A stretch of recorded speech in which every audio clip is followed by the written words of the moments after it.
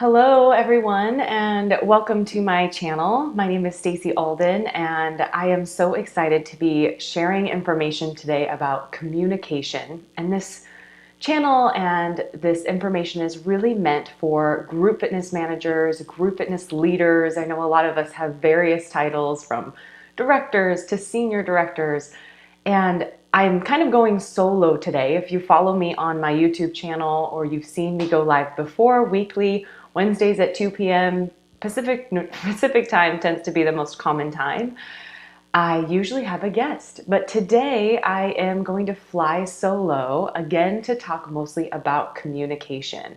So a bit about myself if we haven't met yet. My name again is Stacy Alden.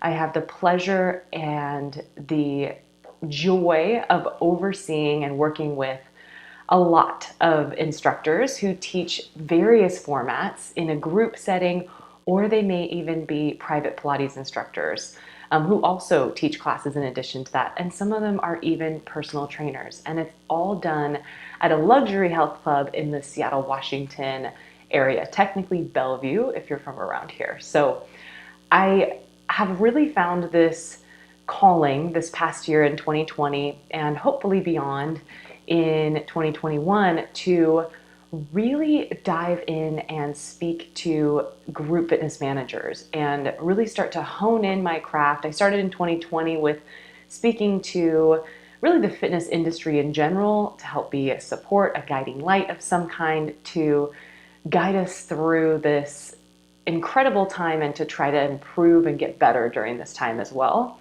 And while I've been doing that with my team, I've realized, and various other groups I've been on, I've realized there's really a lack of information for group fitness managers especially. And since it's something that I've done, it's in my wheelhouse for a long time, I am grateful to be able to share with you what I've learned and to continue to learn about communication. So to kind of preface this as well, I would like to mention that for January this month, if you followed me on Instagram, if you follow me on Facebook, a lot of my content and in my channel has been about looking for opportunities and identifying what 2021 is going to look like. It is January after all. It's actually the very end of January. I cannot believe next week is February. And with all of that happening so fast, it's still important for us to identify, what are our priorities as group fitness managers and leaders when it comes to 2021. And based on the lessons we should have learned in 2020, a lot of these concepts have come up for myself during this time. So first is communication, and it's something I presented on several times over the summer months, virtually, of course, at virtual conferences for various brands. And communication is really the cornerstone, as Shannon Fable, my mentor and good friend, likes to say, who is also an expert in group fitness management. It's the cornerstone of leadership and working with your team. It's the foundation. Communication is the foundation of the way that you lead your team, because how can you really lead them if they have really no idea what you're expecting of them, where to gather the information they need, or where they're going? What are they planning on doing? What's the goal for the group? So what I'm going to do today is run through 5 basically communication resources that you should be preparing for your team, that every group fitness manager needs to be using. And you're probably wondering, like, how on earth did you come up with 5? And I'll explain the importance of each of them, and I actually even have a bonus one at the very end. So stay tuned. It only should be about a 15-minute video. I'll be very, very quick on my points, and feel free to fill the comments with questions. Even while I'm talking today, I'll watch the comment section and see if people are providing feedback or asking questions. So now that we've gotten past the fact that communication is the cornerstone of leadership with our team, I'd also like to mention that this is communication to your team of instructors. Your communication with members and your communication with the upper management team is going to be very different and very important to decipher between how you communicate with those different groups. So that's another thing we have to give group fitness managers major props for, that we have to navigate communicating with those different people with completely different motivations in their role in group fitness. from members to instructors to upper management. But today we're talking about instructors, the instructors you work with day in and day out. So let's talk about why good communication is so important. So as I mentioned, it's the cornerstone of leadership. It's the foundation of good leadership. The first reason is trust and transparency. The more your team knows that you're there for them and you're reaching out to them and that they're able to reach out to you with feedback or with questions or for more information and details, then that's going to grow into a relationship that is built on trust and can continue to be fostered over time.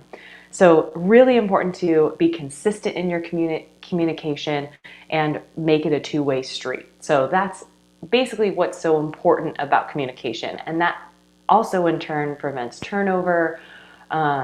It can really lead to less confusion for your team, the members, and even the front lines team. In addition to your front lines team, maybe the front desk, who gets a lot of questions about group fitness. So strengthen your team with good communication and they'll be there for the long haul. That's something I've learned in having good communication prior to 2020. The ability for our team to know what to do, know where to go, know what to expect in a timely manner with less work for myself was incredibly helpful during that most challenging time. But we are not out of the weeds yet. We still may all be in the weeds of potentially being still closed, potentially being half open, and trying to pull the team back together and rally together for another great year, for a better year than possibly 2020 was for your team. So with that foundation of why communication is so important, let's talk about the components of communication. There's 5, as I mentioned earlier. First is team meetings. Second is education, basically ways for them to reference how they're doing, giving them feedback, giving them measurement, giving them information. So those are our first 2. Third is a dashboard or a library or a main resource where they can go for the information they need. Number 4 of the 5 pieces of communication is community. How are you building community within the instructors? Because for group fitness managers, we oversee teams that barely see each other ever. And it's really hard to build that camaraderie, that team environment when they aren't seeing each other, they aren't getting to know each other. And it's so important that there is that team environment in group fitness because it is your department as a whole. It's not just one person leading the team. It's not just you. It's not just about one instructor. No matter how good or amazing they are, it's about the team, the whole group of instructors. And then finally, we of course have email or kind of singular communication, which most commonly is in the form of email. And I would highly recommend, and I'll say this again later, that email is the primary place that you're communicating one-on-one with your instructors. It should not be via text, should not be anywhere else. We'll get to that in a little bit. So those are our 5. Let's start on the first one since we're trying to kind of run through these. Meetings. How often should meetings happen? How do you plan a meeting? What are some strategies that I've learned in 2020 and how you can really engage the team in team meetings? First of all, team meetings are so incredibly important and they were most important for my team in 2020. The question I got a lot from managers in 2020 was, well, I can't afford to pay them for coming to the meeting. You do not have to pay your instructors to come to an optional meeting. And if it's 100% optional, you're not holding it to them. I know I needed to see my team and I know they needed to see each other. So we hopped on Zoom as soon as we could and we just had some moments together. We shared stories. We taught each other virtual classes. We practiced our virtual classes. That was the glue that helped us stay together during the hardest parts of the pandemic. So the team meetings should happen on a regular basis. Maybe they're monthly meetings. If you have a smaller team, that's going to be easier. Maybe they are annual meetings. Since we have over 100 instructors, before the pandemic, we would have annual meetings, one team meeting a year. Everyone got together in person and we had a lot of fun. So team meetings need to be something that's happening on a regular basis. And if anything, the other ways of communicating should be where you put other communication if you're not able to talk about it in the meeting. How you should plan for the meeting is definitely give them as much notice as possible. I'm talking weeks, potentially even months in advance, so that they can plan, no excuses, potentially offer childcare if you can, if they come in person. And what we have really identified, because we did team meetings on Zoom, and then we actually tested doing some team meetings where we couldn't have everybody in the room for various reasons. Maybe they didn't feel safe coming yet. Maybe they weren't able to make it in person, or we just couldn't accommodate that many people in one space safely. Then we did hybrid meetings. That's something I will always continue doing. Team meeting, scheduled, send the link. Half the team is in person. We set up the camera, we set up the sound so that the people who are there virtually can hear. And we did hybrid, and we're going to continue to do that. I'm very excited to keep that up. Team meetings, super, super important for you to connect with your team. Second is education, information, and feedback. That is just a general communication that should be sent to your team on a regular basis. So something that they can obviously see is potentially their attendance numbers, making sure that is clear for them. We use a company that I'll talk about a lot today called GroupX Pro, and happy to give you guys lots more information on that program. I was going to share my screen today, but I'm having difficulty doing that. So what I will do is share as much as I can, potentially in a separate video, of what GroupX Pro does for our team and why we've chosen to use that software. But what that software does is it allows your team to actually look at their own dashboard, see how many people are coming to their classes, see, communicate with each other, share class plans, and provide feedback to each other. Potentially it's congratulating, it's all positive. It's congratulating someone on a new certification. It's reaching out because someone did a really good job doing this. And as a manager, you can actually track the engagement on GroupX Pro. So that's an added bonus. Again, I'll probably do a separate video on that. From the education and feedback, you're going to also think about reviews in there. We did annual reviews for our team. Normally it's one-on-one. With over 100 instructors, that's impossible when I'm trying to reinvent the wheel of group fitness for 2020. So I cut myself some slack in doing the individual reviews for 2020. I've made it a point to be a goal of mine to get through all of them in 2021. But in 2020, we did group reviews instead. And perhaps that's something you do if you're a part-time group fitness manager, you don't have the ability to meet with them one-on-one. If you have a big team, get all your Zumba instructors together, get all your yoga instructors together, prepare them with a list of questions you're going to ask them, what they learned the past year. That's an example of what we talked about. Of course, introducing themselves to the team and what they're excited about in the future, or what education they're looking forward to accomplishing, and potentially providing you feedback if you have that relationship with your team. So that's what we were doing for our group reviews this year to get through the pandemic together, but also to have the moments that we needed to create that measurement and accountability as a team. And so I found it so valuable. So many instructors got to know each other, they got to hear from each other, and it was really, really a blast. Third communication tool, a lot of this is in GroupX Pro, is the dashboard. Where's a resource or a place your team can go where it has policies, procedures, scripts. A lot of the time that's a huge communication tool, especially I would say looking forward to 2021. We are going to begin to start needing to say the right things at the right time. Every instructor should be saying the most consistent things so that the members know exactly what to expect. So our team worked together on creating scripts. When we had to start wearing masks in the classroom, we worked together on making a script as to what are the warning signs, or should you go see a doctor before you consider exercising with a mask. We had scripts that were quick and easy to read, easy to overview for the members. Other things that we did for scripts were how to communicate where people could stand, how to communicate where they need to leave and come into the studio. There were a lot of things that our team had to remember to say, and by having that tool, that communication tool, they were able to say it. So those scripts I found were really, really helpful for the team. We just laminated them, threw them in the studio, and we posted them on our GroupX Pro platform. Fourth is community, a community platform of some kind. Yes, you have your resource platform, you have your professional place of looking for subs, which is another thing GroupX Pro does for us. Accountability on who's subbing for who, or if they've subbed enough or not enough. That's really important. But what about the fun stuff? What about the birthdays and the anniversaries and the silly memes that we find on Facebook or on Instagram?